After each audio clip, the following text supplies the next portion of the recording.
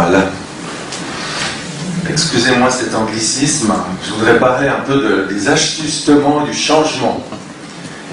Quelle est la puissance de changement dans nos vies? On peut se demander dans un sens que, en tant que pasteur, on a l'habitude de voir des gens. On en voit pas mal quand même, le long des années. Et puis on a surtout l'habitude de voir une personne qu'on découvre le matin en se rasant. Et les questions qu'on se pose par rapport à cette personne et à celle qu'on côtoie, c'est de se dire, mais en fait, est-ce qu'on peut vraiment changer dans la vie? Sur l'entier de la vie, est-ce qu'on peut vraiment changer? Ou est-ce qu'on trimballe des casseroles qui se voient plus ou moins à certaines époques, mais qu'on garde avec soi? Est-ce que l'homme peut vraiment changer? Quand je vais dans des EMS et je vois l'ambiance qui règne, les jeux de rôle qui règnent encore, je me dis, mais est-ce que la vie n'est qu'une longue parenthèse qui finit un peu comme elle a commencé, avec les mêmes attitudes, avec les mêmes réactions? C'est une grande question, hein. Franchement. On parle de changement, Jésus qui change nos vies, mais de quoi on parle vraiment? Des fois j'ai l'impression, vous savez, quand on va dans un grand magasin, je ne vais pas citer de nom parce qu'il ne me donne plus de royalties, on prend un chariot. Maintenant il y en a qui sont en plastique, c'est un peu plus léger. Mais quand on prenait les gros qui faisaient du bruit, vous savez, mais qui étaient gratuits par contre. Donc on prenait un chariot et puis on avançait. Et puis si c'était, il y a certains jours, on ramassait le chariot, vous savez, qui tire toujours à gauche. Et plus on en met dedans, puis plus ça tire à gauche. Et puis on se dit, comment je vais pouvoir éviter la pile de boîtes de conserve là, parce que ça devient chaud. Et puis on doit faire des grands virages, et puis on se paye ce chariot tout le temps des commissions jusqu'au parking. Et j'ai des fois l'impression on va naître, et puis on nous donne un chariot. Voilà, ça c'est ton chariot. Ok, tu le rendras au parking. Ok, on sait où est le parking. Hein. Je prends ça et je commence à aller. Et ce chariot, il est encore pire que celui de ces grands magasins, parce que mon chariot, il m'attire dans certaines allées, avec certains articles, que j'ai de la peine à ne pas prendre. Et après, j'ai honte que ce soit dedans, parce qu'une fois que c'est dedans, on ne peut pas le remettre sur le rayon. Hein. Et voilà que ma vie s'empile de choses que j'aurais pas voulu, que j'aurais voulu être différente. J'ai pas envie d'aller au rayon de la peur tout le temps. J'ai pas envie d'aller au rayon de la critique tout le temps. Ni de l'incrédulité, puis de prendre chaque fois du pain d'incrédulité, puis de devoir manger jusqu'à la dernière miette. J'ai pas envie d'aller au pain de la convoitise. Et souvent, ce chariot, quand j'ai le choix entre passer, je loupe le virage et puis je me retrouve dans le rayon. Ça vous arrive, ça? Sinon, soignez-moi. Hein? Quelle attitude? Comment est-ce qu'on peut changer? Et puis, le problème, c'est qu'une fois que les habitudes rentrent en ligne de compte, ça devient des ornières.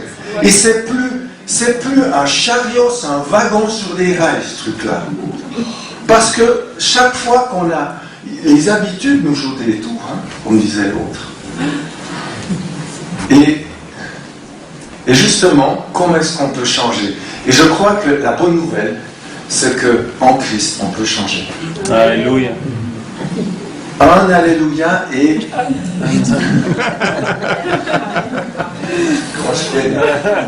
J'ai envie de dire un Alléluia conditionnel. Parce que c'est pas... Ça implique... Ça nous implique. Et c'est pas gagné d'avance.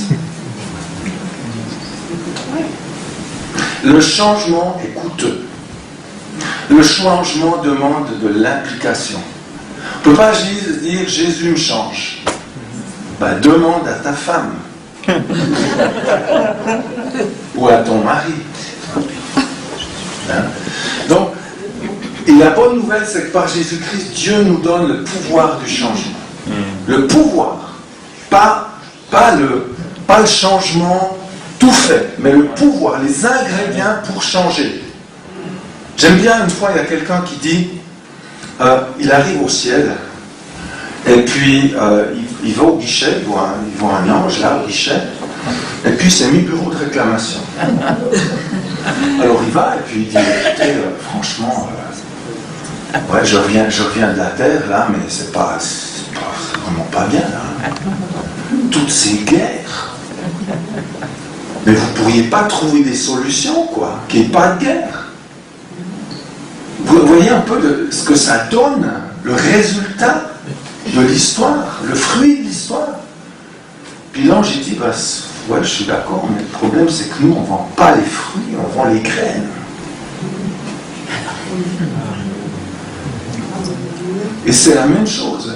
Jésus nous a acquis un changement, mais c'est une graine à faire fructifier dans nos vies.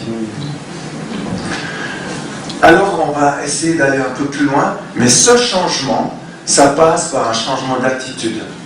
Pas juste un changement de forme, mais c'est un changement de fond.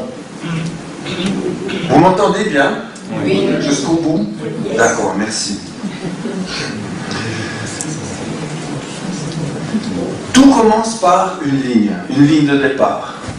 Au moment où je dis oui, Gilles l'a dit déjà, je me suis dit, Gilles, comment tu vis dans mes pensées? Ça vient, on dit un vieux couple.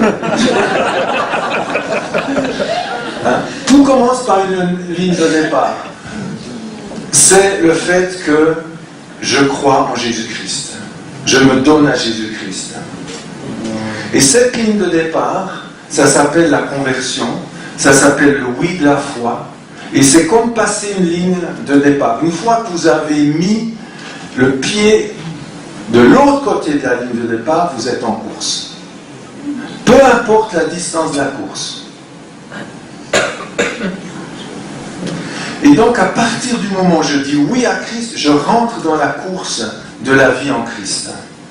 Ce n'est pas une course après la vie en Christ, c'est la course en Christ. C'est une course qui nous transforme et qui commence à changer nos vies. Et Romains 5:1 nous dit, puisque nous avons été déclarés justes en raison de notre foi, notre pas de foi en Christ, notre appui sur le Christ, il y a une ligne qui est franchie, nous sommes en paix avec Dieu grâce à notre Seigneur Jésus-Christ. Ça s'appelle la justification. Christ nous donne sa justice pour la nôtre, en échange de notre justice. Et je peux dépendre devant Dieu de la justice de Christ. C'est lui le résultat de mon examen. Ce n'est pas mes résultats, moi c'est les résultats à lui qui vont donner une orientation, une valeur et une entrée dans le ciel. Et donc je suis justifié. Et il y a quelque chose, se dire que je commence par la fin de toutes les religions, de tout ce qu'elles cherchent. Toutes les religions, j'en ai vu quelques-unes quand même. On est toujours à un point de départ où on doit atteindre un but qui nous donnera ce qu'on espère, ce qu'on nous annonce. C'est même pas sûr dans certaines. Et voilà que, avec le Christ, je commence par le prix du bout, dans le sens que je commence par être sauvé, alors que tous les autres courent pour être sauvés, font des choses pour être sauvés, pour être acceptés, et lui, je commence par être sauvé, et après, dans ce salut, je découvre pas seulement salut en termes de réconciliation, mais en termes aussi d'adoption. Abba, Père. Je commence par une adoption. Comme notre vie sur Terre a commencé par le fait d'avoir des parents, d'être aimés, on espère, d'être désiré. C'est pas à la fin de notre vie qu'on dit « Ah ben je vais quand même te donner mon nom, puis te désirer, parce que tu vas aller quand même un peu le coup. » C'est pas ça. En Christ, on vaut le coup depuis le départ. Et il y a un changement dans notre mentalité. C'est qu'on passe du faire pour au faire parce que. Je ne fais plus les choses pour être aimé, pour être accepté, pour être vu de Dieu et des hommes. Je les fais parce que j'ai été accepté, parce que je suis aimé, parce que j'ai ma valeur en Christ. Et ça me libère de cette quête du faire pour. Et ça change complètement notre manière de vivre. fois franchi, j'espère que vous l'avez franchi cette ligne, consciemment, et puis vous ne vous dites pas quel côté. Hein? Même si on a des baskets, même si on a les shorts pour courir, même si on a le petit t-shirt comme il faut, de quel côté de la ligne on se trouve? C'est pas parce qu'on ressemble à un coureur qu'on est en course. Hein? Moi, je pourrais aller au bord de la départ Sierzinal avec un truc, et puis je me la joue coureur, mais si je devais franchir la ligne, ça serait une autre histoire. Hein? D'accord? Et voilà, oui, c'est une autre histoire, de l'autre côté de la ligne. C'est une histoire qui ressemble à ça. Et j'aime bien cette photo, vous l'avez peut-être déjà vue, hein? Dans le cours Vivre par l'Esprit, par exemple. J'ai trouvé ça, c'est génial, j'aime bien. C'est vraiment la course. On marche, on court, on avance sur le chemin de la vie. Et en fait, la vie avec Dieu, une fois que la vie en Christ, elle se déroule sur le panorama, sur le paysage de ma vie de tous les jours. C'est pas juste tous les 7 jours, il y a une petite station, je peux boire quelque chose, et puis après je me débrouille à trouver mon chemin. Non, le point de changement, là où tu peux changer, c'est dans ton quotidien. C'est nulle part ailleurs. Tu n'as que ton quotidien pour être dans la vie en Christ. Et dans la vie tout court d'ailleurs. Et Paul va l'exprimer ainsi. Il dit: non frère, pour moi je n'estime pas avoir saisi le prix, mais je fais une seule chose, oubliant ce qui est derrière moi, et tendant de toute mon énergie vers ce qui est devant moi, je poursuis ma course vers le but pour remporter le prix attaché à l'appel de Dieu que Dieu nous a adressé du haut du ciel dans l'union avec Jésus-Christ. Après quoi il court? Après la justification? Non, j'entends, il s'est battu, il a donné sa vie pour ce message-là. Nous sommes justifiés par la foi en Christ. Il ne court pas après la justification, il court après la transformation pour être la personne, pour avoir capitalisé la transformation qui lui permettra d'être au ciel le Paul que Dieu veut. Il court dans son devenir en Christ. Il ne se contente pas d'avoir passé la ligne et puis il ouvre le casse-croûte et puis il attend que la ligne d'arrivée lui arrive tout seul. Il y va tous les jours, une multitude de pas, une multitude de décisions, mais on est focalisé, on va dans ce sens. Le projet de ta vie, c'est la transformation en Christ en vue de l'éternité. C'est pas juste un Jésus qui prend soin de toi ici en bas. C'est toi qui transformes ta vie pour lui. Et je le vois peu dans les églises. Je vois des églises. Vous voyez, le projet d'église, on peut même avoir des beaux bâtiments, des super lieux, des grands. Pour certains, ça sera trop grand, d'autres, ça ne sera pas encore assez. Enfin voilà, les goûts et les couleurs. Hein. Les sensibilités, on appelle ça, pour pas, ça passe. Mais n'empêche, essayez de mettre des gens ensemble, tels qu'ils sont, les humains à l'état brut. Et vous essayez de faire une communauté qu'on appelle une communauté on s'aime. Bon voyage. Hein. Il faut qu'on change pour entrer dans le projet. À la fois personnellement, mais ensemble aussi. Le gars que je vois me raser dans la glace, il a besoin de changer. Et c'est pas pour être accepté, c'est parce que nous sommes acceptés, c'est parce que ça vaut le coup, c'est parce qu'on a reçu un capital extraordinaire de Dieu. J'aime tellement ça. J'ai découvert un peu par hasard, en cherchant quelques images, je ne suis en compétition avec personne, je n'ai aucune envie de jouer le jeu d'être mieux que quiconque. J'essaie seulement d'être meilleur que la personne que j'étais hier.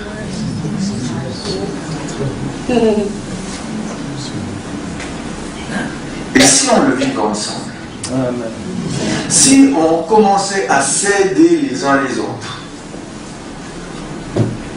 pas aller chercher les défauts chez les autres, mais à s'aider, c'est ok, on s'aide. Notre attitude va être une aide pour ta transformation. Ça donne du sens. Alors j'arrive sur un texte de Paul, toujours dans Éphésiens,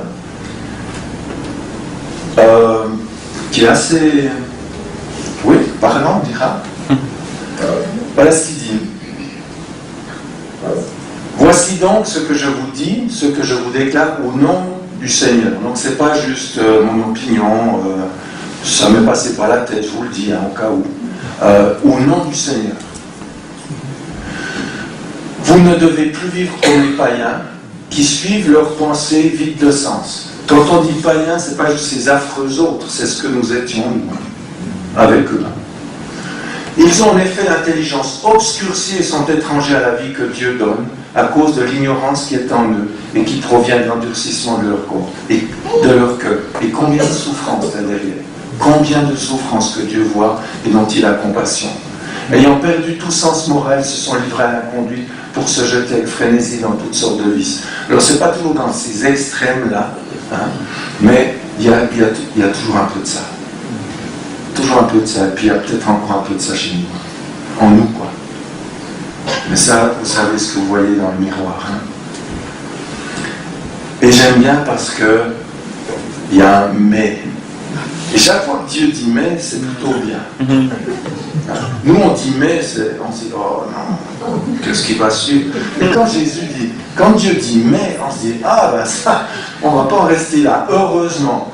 Mais vous, ce n'est pas ainsi que vous avez appris ce que signifie pour vous le Christ, puisque vous avez compris ce qu'il est et qu'on vous a enseigné, à vous qui êtes chrétiens, ce qui est conforme à la vérité qui est en Jésus. Ok? On a appris quelque chose du Christ, un enseignement, et il continue. Et comment est-ce que vous continueriez ce texte par rapport à votre compréhension du Christ?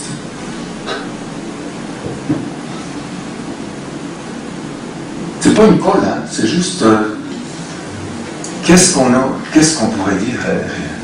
Oui. Mettre en pratique ce qu'on a compris. Mettre en pratique ce qu'on a compris, excellent.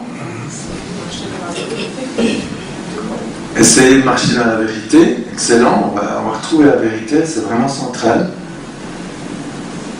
Jésus est notre modèle. Jésus est notre modèle. Ok. Alors, on continue. Cela consiste à vous débarrasser de votre ancienne manière de vivre, celle de l'homme que vous étiez autrefois et que les désirs trompeurs mènent à la ruine. À être renouvelé par le changement de ce qui oriente votre pensée et à vous revêtir de l'homme nouveau, créé conformément à la pensée de Dieu, pour mener la vie juste et sainte que produit la vérité.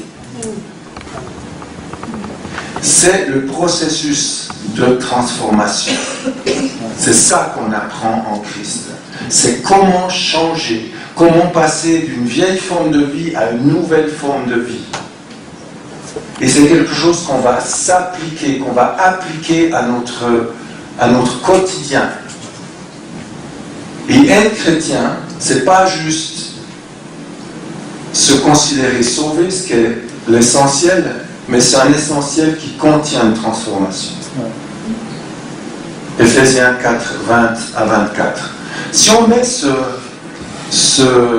texte un petit peu en perspective comme ça, on a celui qui cela consiste à vous débarrasser de votre ancienne nature, et puis à vous revêtir de l'homme nouveau.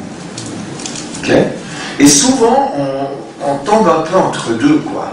Je veux bien changer, mais j'arrive pas à atteindre le changement. Et je sais pas trop ce que c'est, alors j'essaye, quoi. Et ou bien alors, j'essaie d'arrêter ce que je fais pas bien, et puis je mets un par-dessus qui serait mieux. Mais bon, le par-dessus, souvent il tombe. Il suffit un peu tirer dessus, et puis on retrouve le par-dessous. Et il y a ce texte au milieu. C'est le pivot, c'est ce qui permet de basculer dans le changement, c'est être renouvelé, avoir une nouvelle qualité de manière de penser. Dans la Bible, le changement passe par le cœur, pas juste par la conduite. Mais le cœur produit la conduite. Et si ton cœur n'est pas ouvert au changement, tu ne vas pas changer. C'est aussi simple que ça. Et donc, quand on parle de projet communautaire, on parle, les piliers, les pivots du projet communautaire, c'est le cœur de chacun. Et c'est crucial.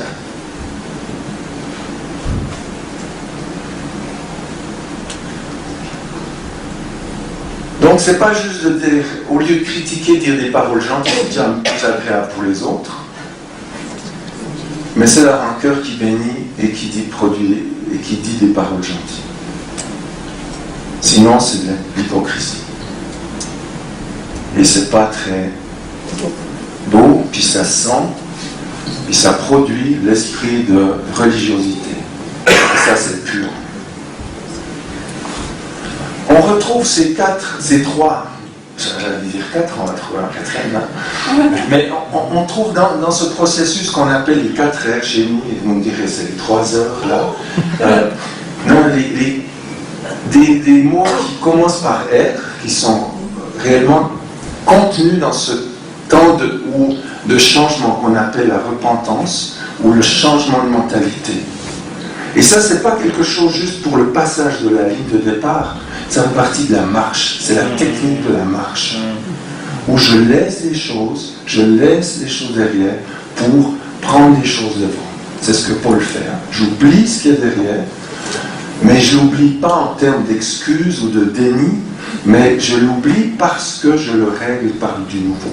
Je le remplace par du nouveau. Et ça passe par reconnaître. Pourquoi ? Parce que si on ne reconnaît pas, on ne bascule pas dans le changement, on retourne en arrière. Et c'est pour ça qu'il y a des gens qui sont fatigués de vouloir changer, parce que leur vie ressemble à essayer d'escalader une pente savonnée. Ils arrivent toujours un petit bout, puis ils glissent, puis ils en ont marre au bout d'un moment. Et puis ils entendent tous les dimanches, pour autant qu'ils viennent encore, que Dieu change ma vie. Il donne les moyens du changement, la graine du changement, par le Saint-Esprit et l'œuvre du Christ. Et on parle de reconnaître. Reconnaître, c'est s'ouvrir à la vérité. Vous avez vu dans le texte combien souvent le mot vérité revient. Il revient en tout cas 3 fois. Le changement que produit la vérité que nous découvrons en Christ. Mais c'est une vérité qui n'est pas juste une vérité juste ou faux, c'est une vérité, c'est l'être même de Jésus-Christ. Je suis la vérité, je suis le chemin, je suis la vie. Et cette vérité va commencer à parler et décrire des choses dans nos vies et mettre la lumière dans nos vies. Mais il faut s'y ouvrir. Est-ce que je suis ouvert au changement ? M'ouvrir à la vérité de Dieu, pas ma vérité sur Dieu et sur les autres. Et ça implique de lire cette parole pour qu'elle puisse nous interpeller.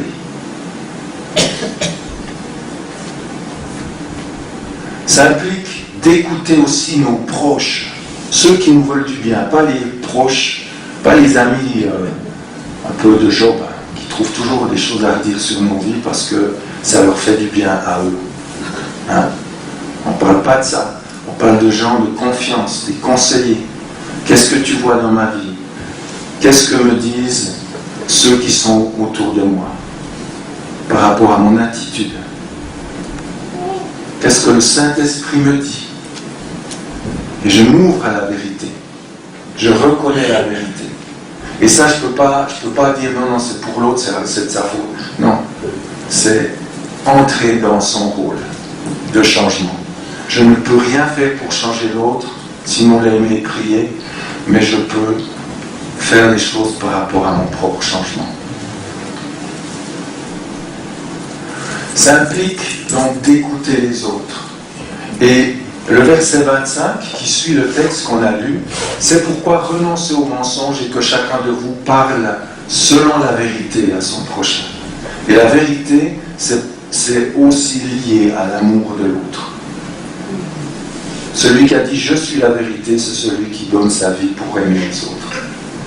ce n'est pas celui qui examine les autres. Et donc il y a cette réalité, on peut le vivre ensemble. Ensuite, il y a la dimension donc, de s'ouvrir à la vérité, ça fait partie de reconnaître, se responsabiliser. Je ne vais pas pouvoir changer si je n'y mets pas moi-même dans ce changement. C'est un leurre de dire Dieu va me changer. C'est un leurre de dire Dieu va tout faire pour que ça aille bien. Ça s'appelle la pensée magique, c'est pas la foi chrétienne. La foi chrétienne, c'est une foi qui m'applique dans l'obéissance à ce que Dieu veut. Et parce qu'il y a Dieu dans l'équation, il y a de fortes chances que ça réussisse. Vous comprenez?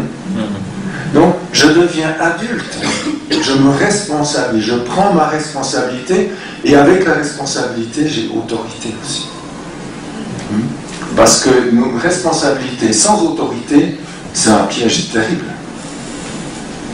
Des fois, on vous donne toutes les responsabilités sans autorité, vous êtes piégé. Hein? Le meilleur moyen, c'est d'arrêter. Sans ça, vous allez vous détruire à ce jeu-là. Et vous, forcément, vous serez coupable à la fin. Non. Dieu nous donne une autorité. Dieu nous donne une responsabilité. Dieu nous donne les moyens de changer par le Christ. Et ça, c'est le cadeau que beaucoup de gens souhaiteraient sur cette terre. Et puis, s'engager dans notre changement, dans le changement.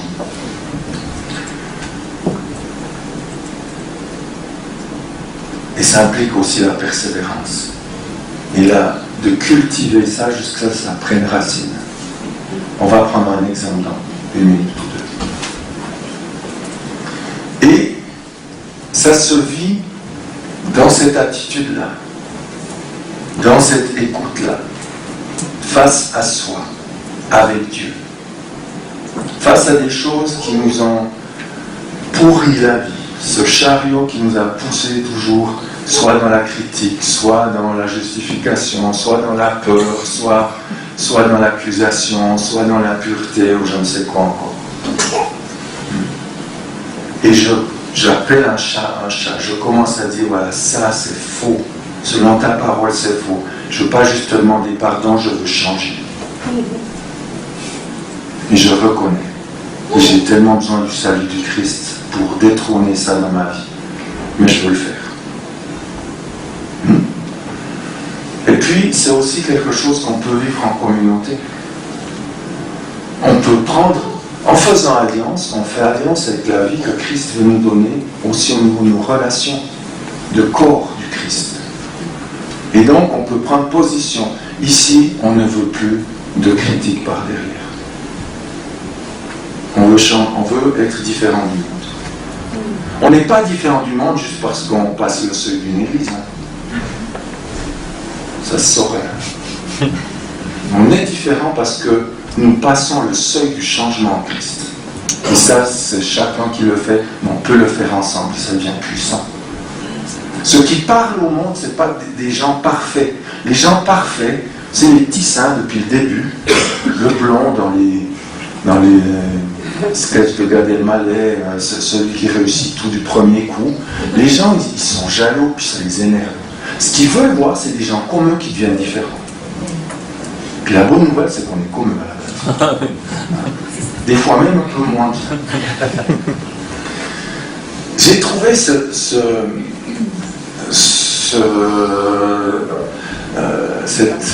peinture d'un artiste, j'ai trouvé intéressant. C'est quelqu'un qui a illustré justement le texte qu'on a lu. Se changer, hein, et vous voyez qu'il y a quelque chose qui est accroché aux vieux vêtements. C'est l'influence du mal. Et il y a donc ce passage-là où il y a quelque chose qui s'accroche, hein, et il faut de l'autorité du Christ pour s'en détacher. Mais ensuite, le but, c'est d'entrer dans ce que Christ veut nous revêtir. C'est-à-dire la manière d'être de Jésus. Paul dira ailleurs, revêtez-vous du Christ. C'est beau, hein? Et ça veut dire que je choisis, je lâche ce qui n'est pas conforme à Christ pour entrer dans ce qui est conforme à lui. je commence à agir selon lui, selon sa culture, selon ses valeurs, selon son regard sur les autres. J'étais raciste, je change, je reconnais que le racisme est un péché. Point. Je reconnais que tout être humain a la même valeur devant Dieu, que Christ est mort pour tous les autres êtres humains, qu'ils soient kosovars, africains, suisses allemands,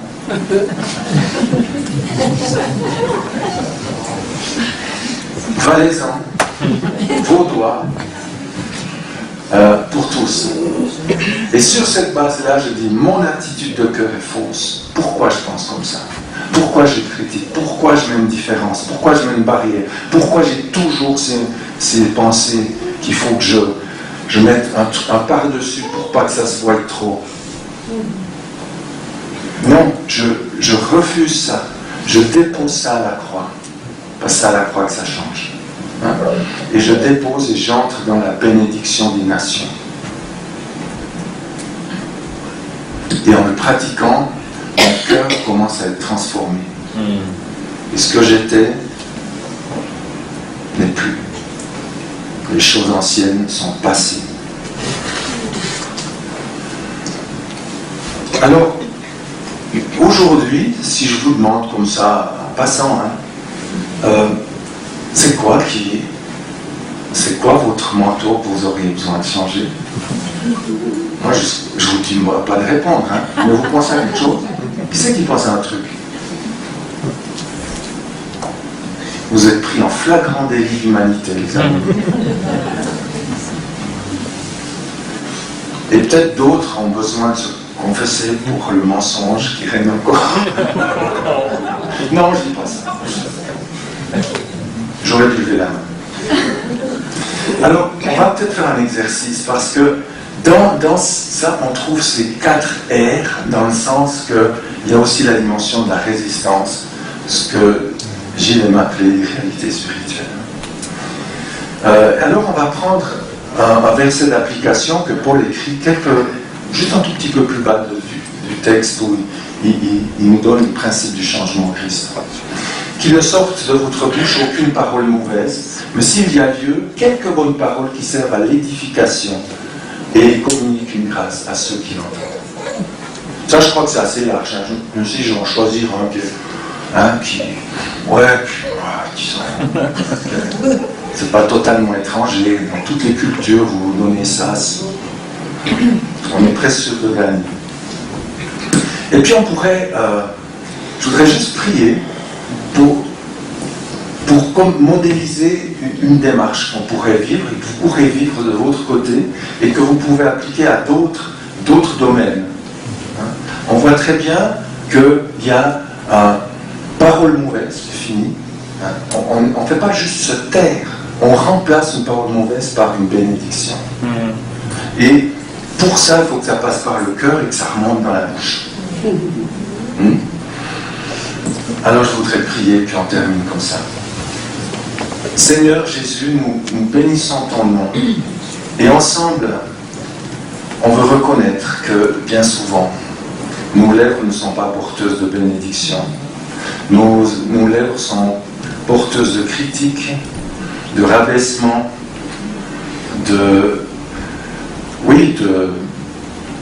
parfois même de diffamation. Parce qu'on n'est pas sur notre coup, mais ça nous soulage quand même de parler sur cette personne, sur cette organisation.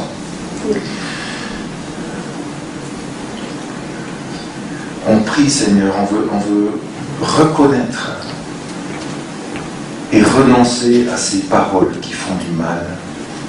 Et même si elles ne sont pas entendues, tu les entends, elles te font du mal, parce que tu ne sais pas assez, tu veux entendre tes enfants parler d'eux, ou tes enfants parler d'un monde que tu aimes. Seigneur, on prend autorité aussi sur l'esprit qui nourrit ça, qui nous donne une sorte de malin plaisir, une sorte d'obligation. On a de la peine à se taire quand on entre dans la critique.